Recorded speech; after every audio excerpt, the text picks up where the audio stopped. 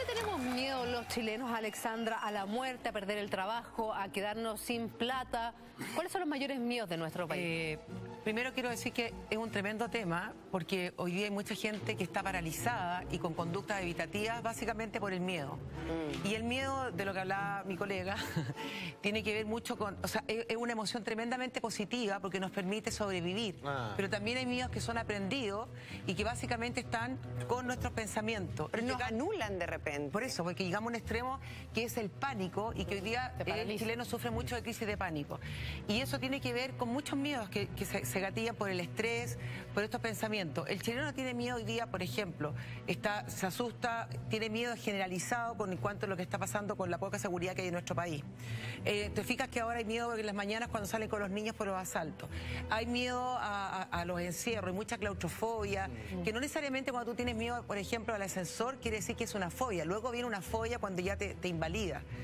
Pero básicamente también tienen miedo a enamorarse, también hay tantos miedos por la... todo, ¿no? Es muy hay gente que llega a la consulta y te dice, yo estoy pasando por un súper mal momento, tengo miedo a todo.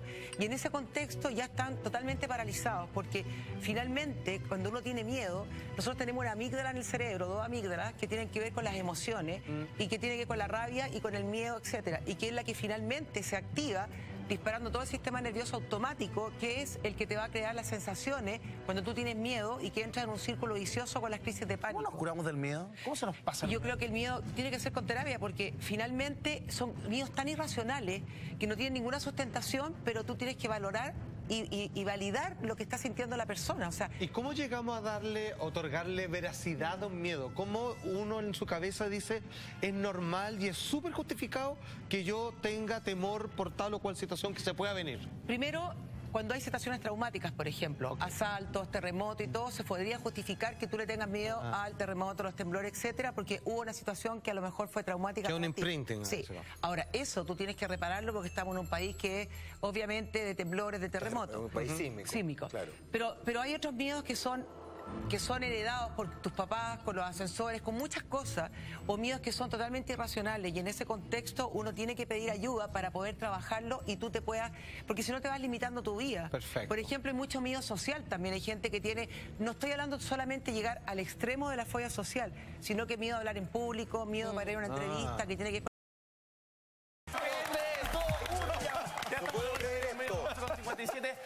Antes de irnos Un aplauso para Christopher, nuestro coordinador. Ya, bueno, el donador.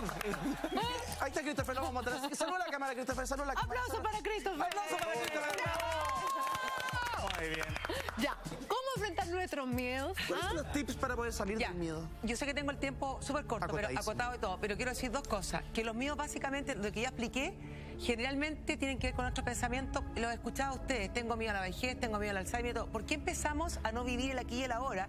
Que estamos todos sanos, que nuestros hijos están bien, que en este minuto no estamos con problemas económicos. Sin embargo, sí hay gente que puede tener problemas, y que uno empieza a tener miedos porque empieza a pensar en el futuro y empieza a angustiarse, lo cual crea mucha incertidumbre en muchas cosas.